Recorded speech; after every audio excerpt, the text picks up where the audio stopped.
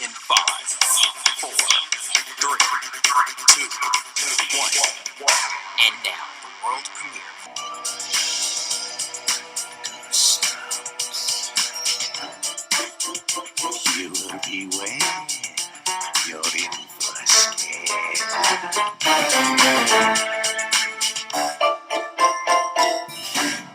Hello, everybody. Welcome back to the Boo Shakalaka podcast. We are here for episode 6 of Goosebumps called Night of the Living Dummy. I'm your host, Tiffany, and I am joined with my co-host, Pierre. Quincy, ooyah! What? Quincy, ooyah! Okay. Yeah, we're going to go with it. Okay. All right. So, guys, I was so excited for this episode. I'm Slappy's #1 fan. Kamanu Adade Dua. I don't know exactly what he says, but Ade due dambula. give me the power, I beg of you. De the mercier de Chaillot. I do know that one. Oh, Maybe wow. that'll be another podcast because my knowledge on the Chuckster is very in depth. But we start this episode. So recap of the last one, the kids saw their parents come outside and they're like, oh, our parents killed somebody. And then Nathan comes up and he's going to basically tell them the secret of what's in the case. So we go inside the Biddle house and Nathan is acting super weird yet again, always offering somebody a drink. We have hot cocoa. I'm like, what's the weather? What's going on out here in Port Lawrence, Washington, Alaska, and or Maine? Okay.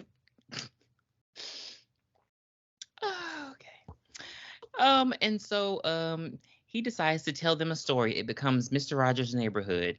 And so they all willingly sit down and he's like, let me tell you a story. And so we get shot back. Wait, one first. They all come into the house and Isaiah says, Mr. Bratt, how do you have that case? Hey. I think that was the only time he cracked the whole episode, but how do you have that case? I only had like 5 lines this episode, so I was banking on him not to. How do you have that case? It was there. But anywho, we are at a flashback. 1925, New York City. Ephraim. Terrible name. Ephraim. You don't like Ephraim? No. Okay. Ugh. The whole time I was watching it without subtitles the first time, and the whole time I kept writing affirm as his name. And then when the subtitles came, I was like, oh, let me go fix that. So they're in New York. That was pretty good. And so he's basically a terrible magician, terrible tricks. The bird trick with different color birds. Like, sir, are you even trying? Struggling, terrible musician in New York. And so he goes to, I don't know what you call it, a consignment shop. I don't know. It's Mr. Sardo's magic shop, like on Are You Afraid of the Dark? Sardo! No Mr. accent on the dough. Do you remember that? The nostalgia that just came over me. See, I wonder if that actor's still alive. Oh my gosh, let me look him up. Oh my God. I wonder what his name is. Mr. Accent on it. Like, that is Oscar-worthy performance. Amazing. That's why he was a reoccurring character in that show. Literally.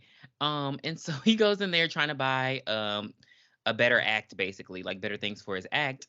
And she's all like, girl, this stuff is too expensive for you. And he like, but I got some quarters. And she like, it's going to take at least 3. He was like, I only got 2 quarters. She told him to go to the 9-cent store. When I tell you I laughed out loud and rewound, I said, the 9-cent store? It was 1925. So that was expensive back then. Oh my. To imagine how much change was holding people's pants down, how rusty their pockets were all the time. That's back when Coca-Cola had Coke in it. And so delicious. He can't afford anything, and so he sees a case that whispers to him. And so he's like, what about that case? And apparently it's worth $2 because he buys it. And so he brings it home and he's like, look, I got this doll and I don't like wooden dolls. Like, I can take Chucky because he's plastic and I don't like ventriloquist dummies. And so he has Slappy there and his wife is like, we about to be broke. Let me go. She's talking about take a bath in some hot water. I'm like, girl, don't you have to warm it up anyway? Like, what kind of, I don't remember the plumbing in 1925, but she talking about hot water. I'm like, girl, you gonna have to sit there and wait for about 45 minutes before it get hot. She probably gonna have to burl it first. Are you familiar with what Slappy looked like on the original Goosebumps? No, that's why, because I thought it was just like a little, like a little bitty doll, like something you could like hold in your hand with one hand. I didn't know it was like a full-fledged ventriloquist doll. Yeah, it was like very, very large. But like the whole time I was looking at new Slappy, I was like, why he got Jackson 5 nostrils? His nose is so flared. Like, who designed this? I just wanted to like throw paper see if I can make it into his nose. It's just so weird. But he buys this case, and his wife is like, "Why didn't you go get, a real job? Is this the Great Depression time?" Which might be possible. So it's like he's just trying to find other outlets instead of going to work in somebody's mind. It's the 1920s, so it should be booming right now. It's right before the Great Depression. Oh, okay. Like they should be, 1920s, 25. That's right before World War I. Look, I don't know. This is, Great Gatsby time. So yeah, Jay-Z is this is his time. Jay-Z in his 40/40 club. Yeah, and so he goes to his show. Oh, I'm sorry. No, I'm skipping ahead. And so why did I write Biddle Senior? So Ephraim, he reads Slappy's incantation. Double, double, toil and trouble. And he goes to his show. Num your horenge kill. That is like my number one no rule in surviving a horror movie. Do you regularly pick up things and read them out loud? Or do you just read it silently to yourself? Powers of the witches rise, course unseen across the skies. Come to us who call you near. Come to us who settle here. No, I do not. I wouldn't even read his name, honestly. He's talking about, oh, his name's Slappy. I would have named him like Randy Jackson. I was gonna say, what am I? Who was? No, who? Ooh, come on. Who's the guy who tricked everybody into painting the fence for him? I don't know. The book, Huckleberry, Tom Chuckleberry. Tom Sawyer? Thank you. I would have named it Tom. I would name it Tommy Boy Sawyer or something. Tom Chuckleberry. What the hell? It's been a long time. But I would have named him, something random. I'm not going to read the name and be like, oh, his name is Slappy. Like, no, his name is whatever I call him. He's a businessman. He wears a suit. You would think he would change his name from Slappy to something else, right? Unless it's like an acronym for something. Ooh, what could it be an acronym for? Supernatural. Okay, well, for L. Large. Apothecary. Apothecary. Puppet. Uh-huh. No, apothecary, practicing, puppet, yo mama.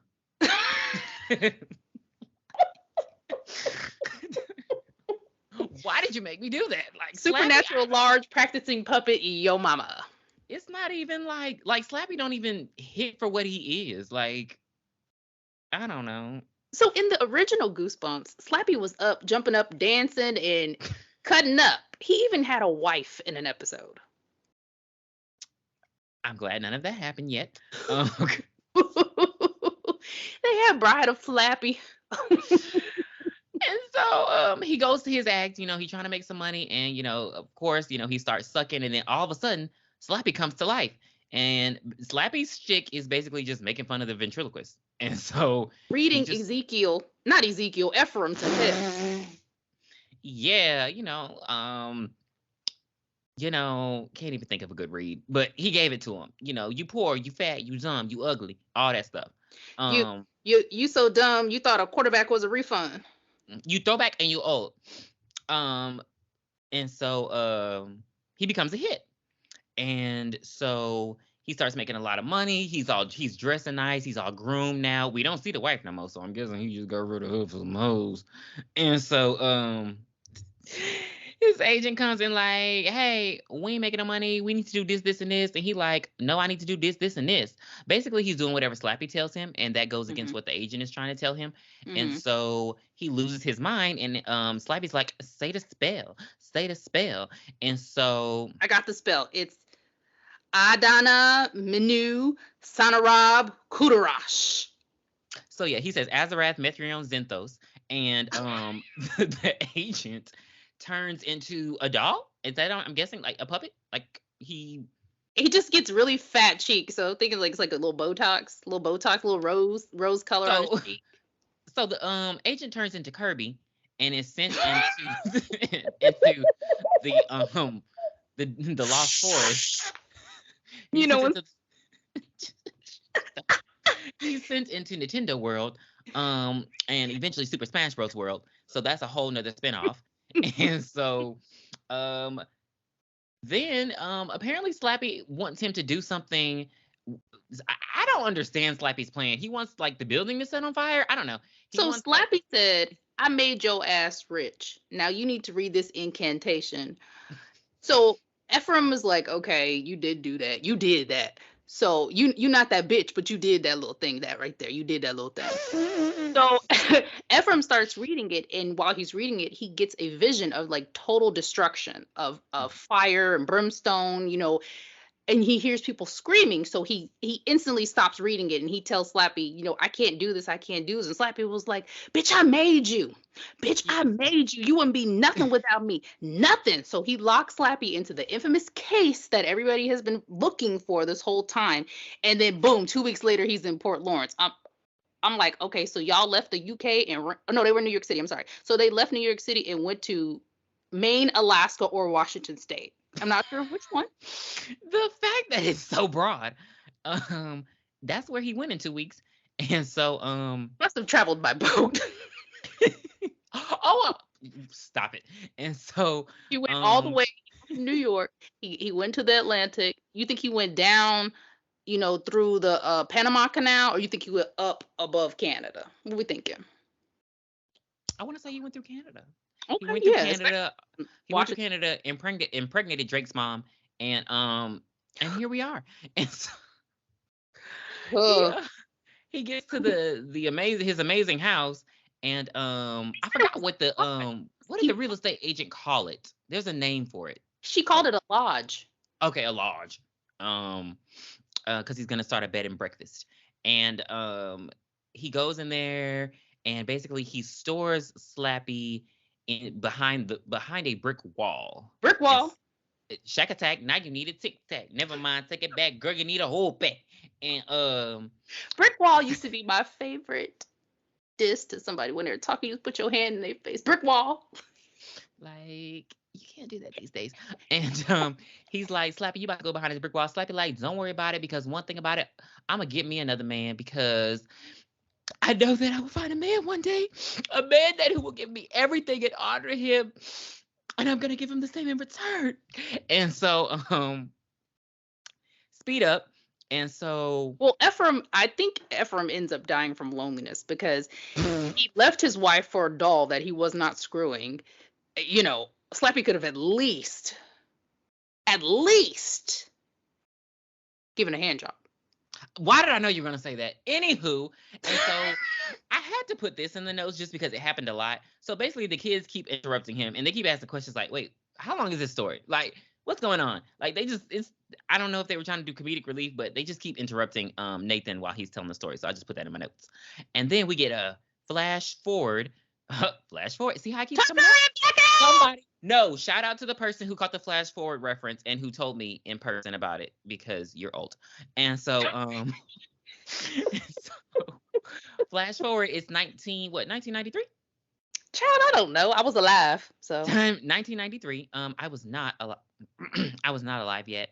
I was just like a little. You were a little tickle in your pappy sack. Yes.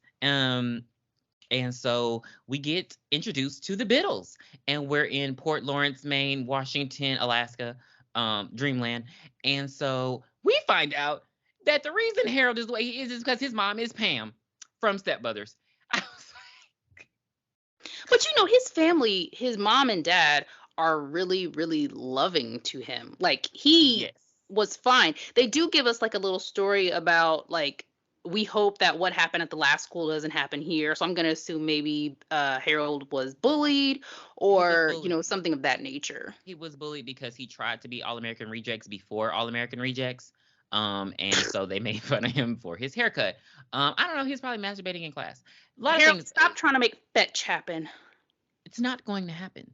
And so that's what happened. He was friends with Regina George, and she thought he was gay, and so she started a bunch of rumors, and so he had to move. Um, and so he has a container of worms with him, so that's a thing. He was already with the worms before he even got here. And so what I'm getting from his parents at this point is they just don't want him to go through the same bullying that he went through at the other school, which that humanizes it for me because I can understand where the parents are coming from. Like, we just had to move. Like, we had to literally pack up our lives. This is shade towards Sarah. I'm not sure. No, this is shade towards Colin. We had to pack up our lives to move to another city because you were getting bullied. To And we did. protect our Yes. child. Mhm. So we do not want you to do anything to cause the bullying to happen again because at this point we've already spent our life savings. You're not going to college, Harold. So No. So the house was passed down like a collection plate. oh, see, I thought they had. I'm just thinking that they had to spend money to move. So No, so she says that Ephraim was her grandfather. The mother, Ephraim was her so grandfather. it was just She a said move of convenience. correct. And so she said she never met him at all. So she is, so she never met him. They move into the house, and his dad ends up giving him a camera, try to get him to explore other interests instead of, worms. Yeah, he Or calls him being Hair all Bear. American reject. And then we go to the school, and Biddle meets Sarah and Nora at Photo Club signups. I told you it was called Photo Club. I'm so mad it was called Photo Club. Because when I tell you he meets Sarah and Sarah is the baddest thing walking in that school, I was like, I get it. I'm Hair talking luxurious. like Sarah is like I get why all y'all dated her in the group. Like Sarah is bad as hell. I would have gone on a murder spree as well. And so she does, he introduces himself all awkwardly and she takes his picture with the camera. I wrote that down because I feel like that might come up later. Because I'm like, oh, what's going on here? She's the first person to take the picture with the camera. And Ooh, so now I'm wondering, did those things happen to the kids, to them too? we got to ask questions. We have to ask questions. And so he joins the photo club and they start getting to know each other. And she's like, they're in the dark room. There we go. And and I was about to say the AV room. And they're in the dark room.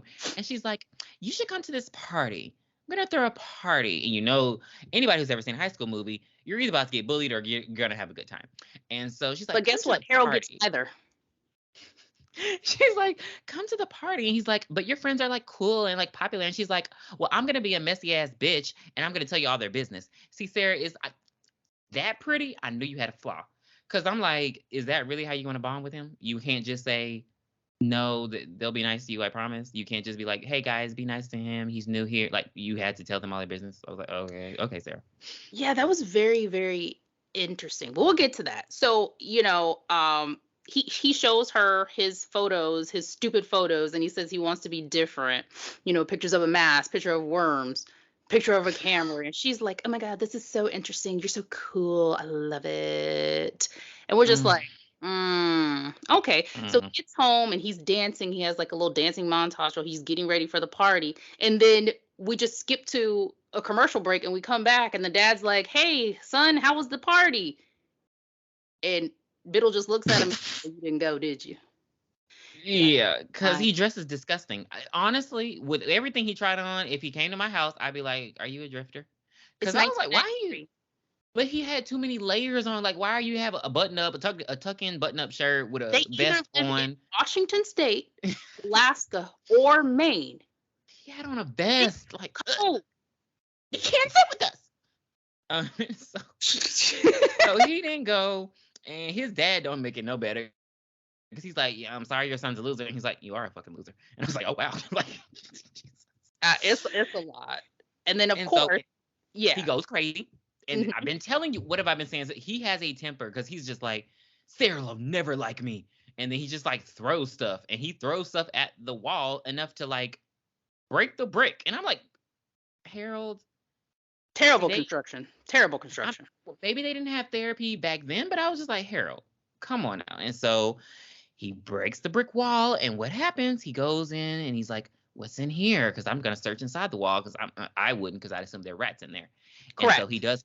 He find old dirty old rat. He find old Slappy up in there. And of course, he takes a little incantation, doctrination out of his little vest he had on. See, Slappy like vest too.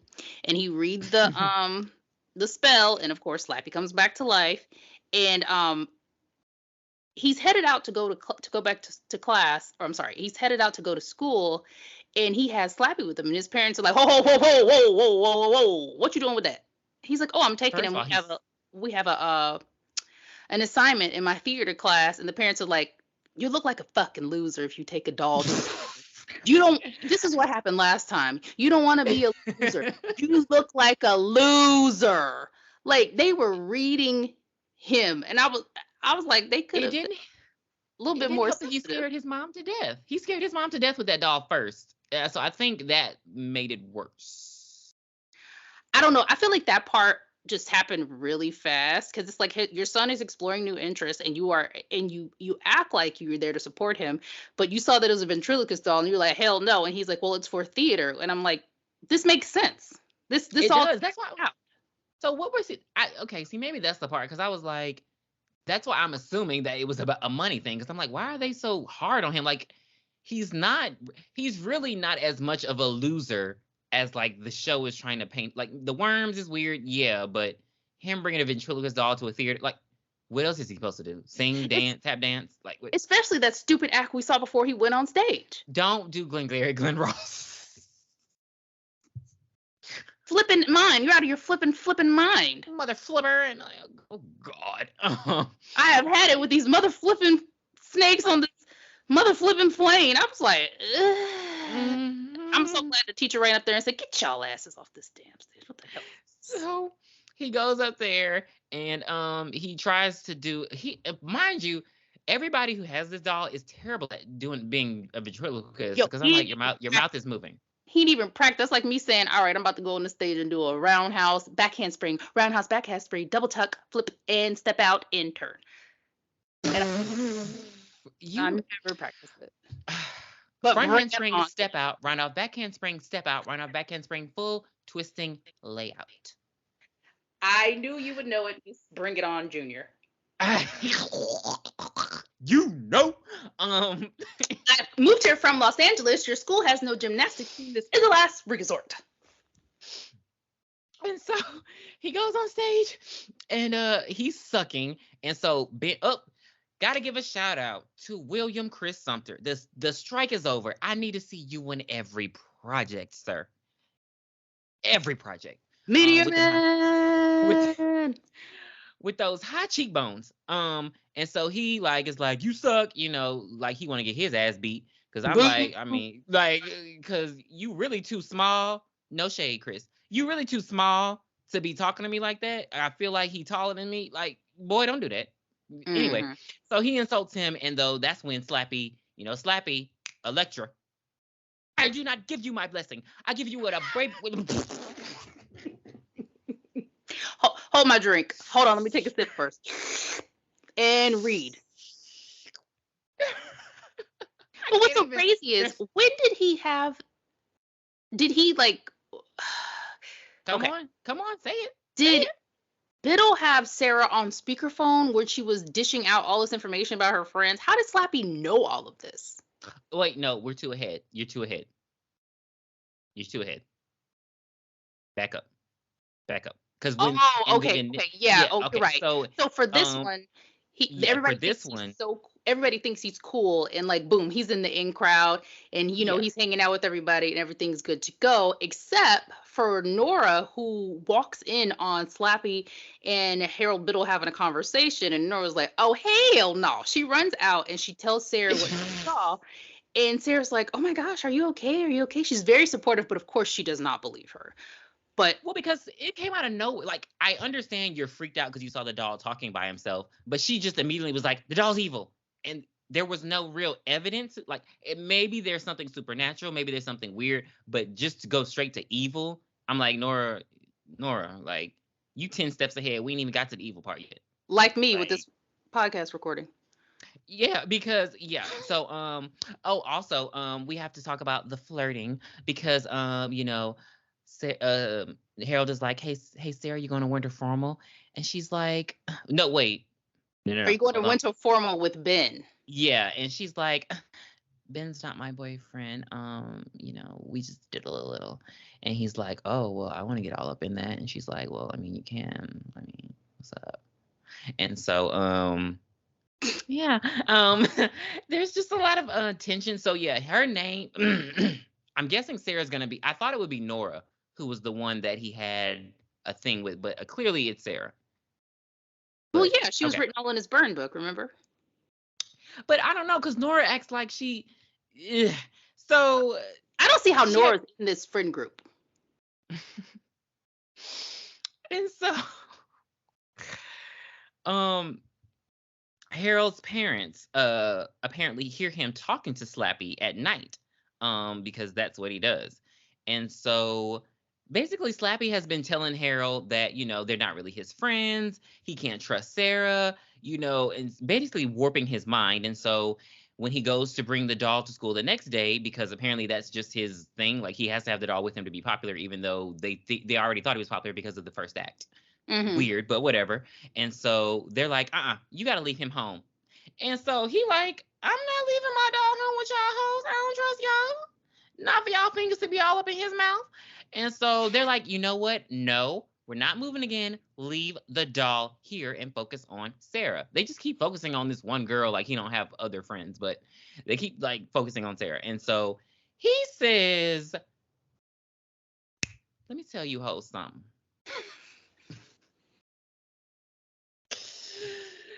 God may have blessed you with Barbies, a pony, and a boyfriend named Jake, and an unwanted pregnancy that your father paid to terminate so you can go to college and major in being a basic bitch. None of those things make you a woman. And so Harold's daddy's like, do not talk to your mother like that.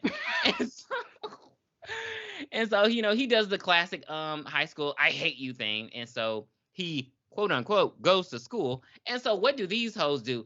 These some parents I can't stand because they just, again, y'all just, they do too much. And so they just throw Slappy in the fire. Like they go from 0 to 10 very quickly. They just throw him in the fire and they're like, we'll just tell him it was an accident.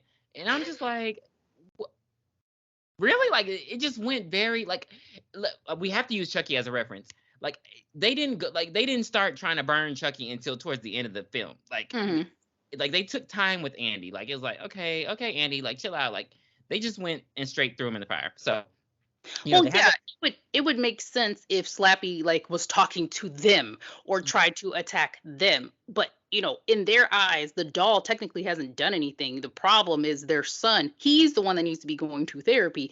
They are, not them trying to burn something that he adores. Yeah. So basically, like, talk to me, damn it, or else I'll throw you in the fire. And you stupid bitch, you filthy slut. I'll teach you to fuck with me. Like Chucky. God, he used to have such a temper. And so Harold, that's how Harold walks up in there, though. He like, what the hell going on here? I told y'all not to touch my doll. And so, Slappy says, say the spell. And he Num yo renge kill, num yo renge kill, num yo renge kill. And so Harold says the spell. Prudence, Penelope, Patricia, Melinda, Astrid, Helena, Laura, and Grace, Hallowell, witches stand strong beside us, vanquishes evil from time and space. And so he turns his parents into puppets. Again, we don't understand what happens to them because we just see fat cheeks.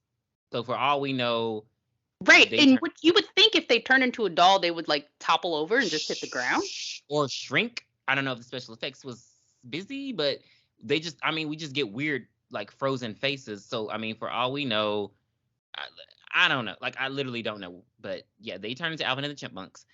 And Harold is completely gone at this point. And so he shows up to the talent show.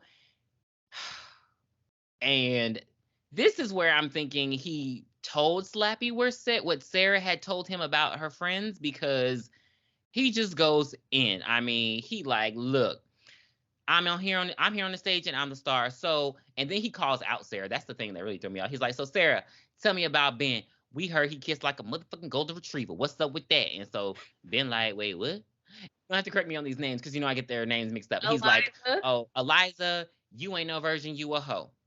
And Victoria. Victoria, wait, no. Maybe it's Victoria. Who's the hoe? One of them's a hoe, and somebody hit somebody's car. I don't know. They were sitting next to each other.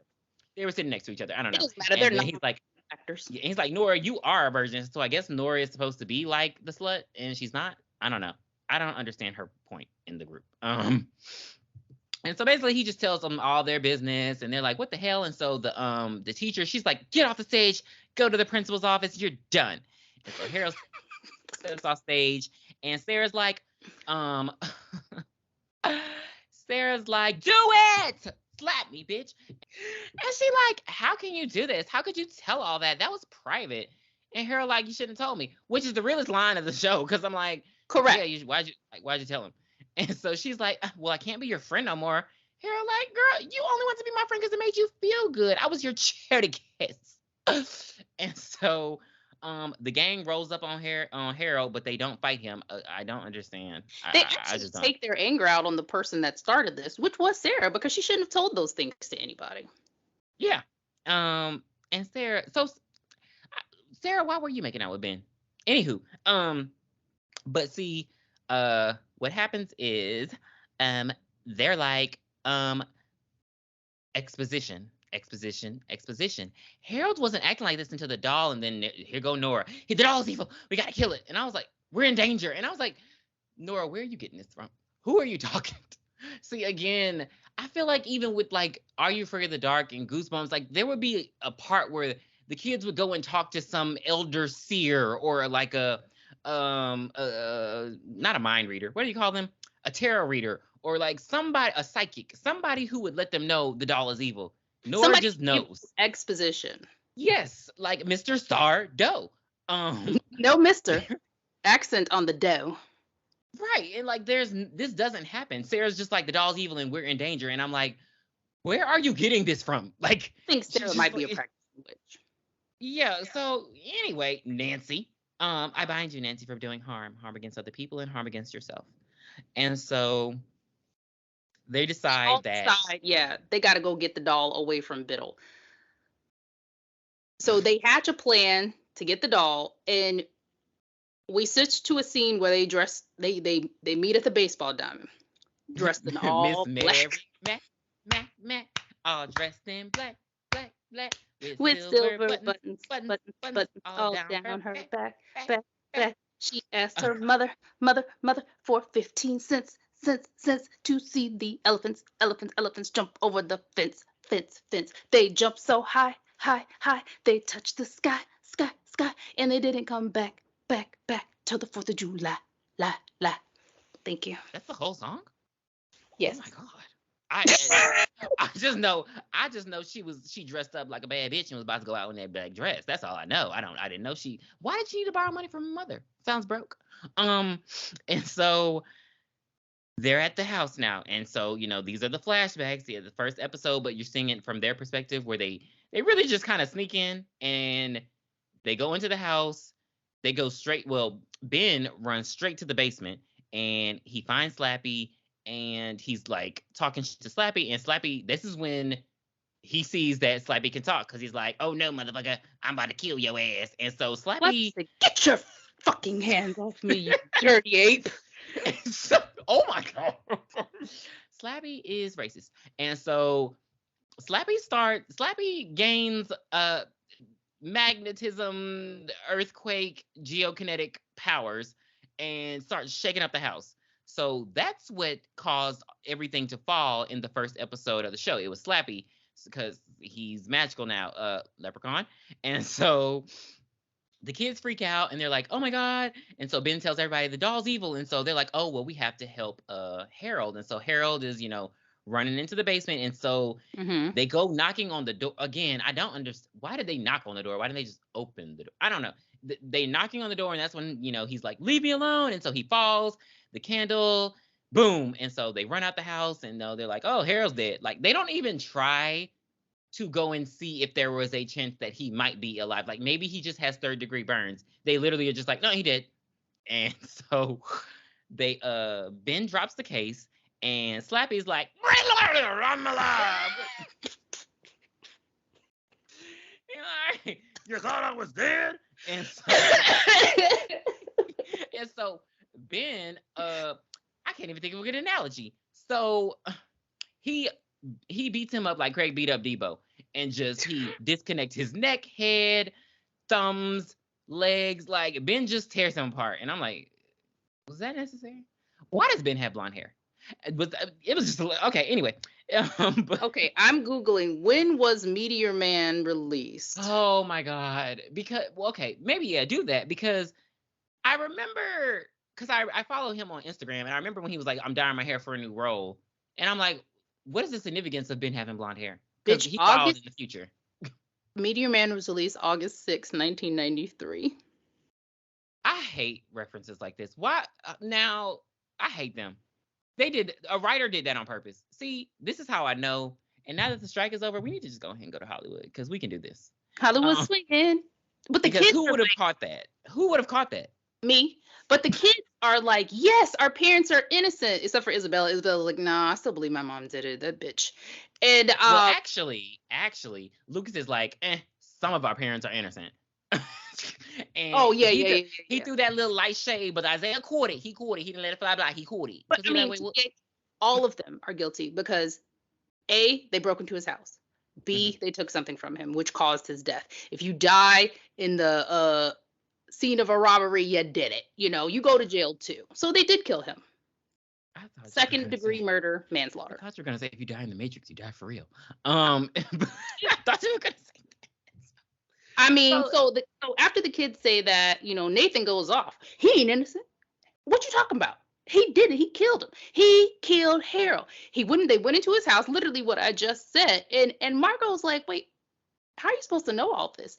And Nathan goes, oh, you wanted a twist, eh? Come on, episode 6, let's get sickening. And then he does a death drop. And the kids are like, the fuck is this? Well, okay. He reveals himself to be Harold, the HBIC Biddle. Oh, shit. Oh, hell nah. In comes this bitch, Harold, from last season. Well, why does he reveal himself to be bald and burnt? Why couldn't he just reveal his regular self?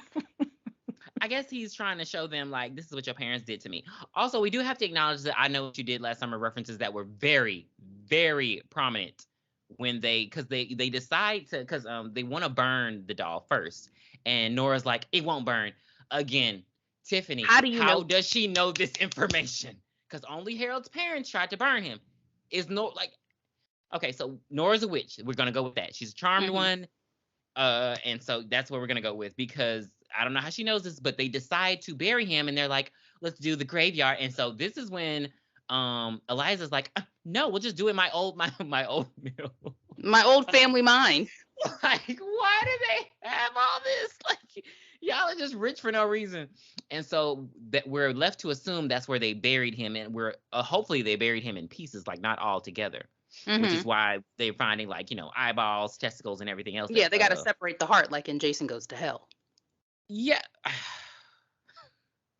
And so this is where you get that I Know What You Did Last Summer, because, like, we'll never speak of this again. We'll take it to our grave. And I'm like, writers, really? Seen it before. Like, this never ends well when y'all take stuff to your grave. And so, yeah. And so that ends the episode with another great soundtrack. I cannot wait to stop recording and go watch this next episode. Bye. I'm just kidding. that kept me going. Now that kept me going. And I appreciate the Biddle gang for being somewhat smart enough. I'm sorry, Tiffany, I would not have sat through this whole story. it just, I wouldn't have sat through Nah, this whole story. right. You better give me the Cliff's Notes, bitch. But they do get vindication for their parents, at least to them, that their parents were trying to help Harold because No, he they is weren't. being manipulated by an evil doll. They went about it the wrong way. Because again, I don't understand the whole. He's in the basement. It's on fire, and we're just gonna assume he's dead. Like, oh no, he did. Like it would have taken a while for him to. Okay. I just feel like I don't know. As someone who watches a lot of 911 shows, I feel like maybe if we had called the paramedics, maybe if we called the fire department, maybe if we have got him some CPR, he would have been fine. Yeah, there had to have been a window or even a door down there as well. Yeah, because I mean, you can see the fire from outside the house, so I don't know. It just seems like they kind of just prematurely assumed he was dead, much like I Know What You Did Last Summer. And I'm on so, Isabella's side. They did it. Isabella don't give a damn about her mama. That's why she want her to go down. Like, Biddle died by fire. How can we use this? All right, so for this episode, so this is probably going to be like my second favorite episode so far. So I'm going to give this one, let's say an 8. Yeah, I'm going to do an 8 out of 10. I really enjoyed it. I need Slappy to like really start doing stuff. Like instead of just reading, I need him to like really start fighting and, you know, showing us what he's made of. Okay. What say you? Well, first I want to know what your first favorite episode is. The first episode. Oh, okay. So I'll give it I'm gonna give it 8.5. I'm gonna get 8.5. Yeah, I'm gonna give it 8.5. Why? And well, I mean, it was just a good episode. Like first, it felt longer than the other episodes, even though I know it wasn't. But I just like the whole flashback aspect, and I don't know, it just worked. I guess it just really worked outside of Nora just knowing things she shouldn't know. If they had explained that a little bit more, then it would probably be a 9 for me. But it was just like, because again, how do you know this? Like before episode 10, we better find out how Nora just knows that things are evil and there's danger and you can't burn puppets. Like I need her to explain. Nora better jump on a fucking broom and fly away. It better happen. Yeah. So okay, well she stopped taking her medication, so she better be out of the mental institution and she better do some explosing. So that will do it. That is episode 6, Night of the Living Dummy. Be sure to catch up with us next time when we review episode 7, which is called Give Yourself Goosebumps. Also, be sure to follow us on Twitter X at Boo Shakalaka Pod. Please rate our podcast. We love constructive criticism. And anything else? Vote for Miss Vita Bowen in this week's drag show. What? Yeah, do all of that. All right, this is Tiffany. You guys have a great one. Au revoir, Pee-wee. Au revoir.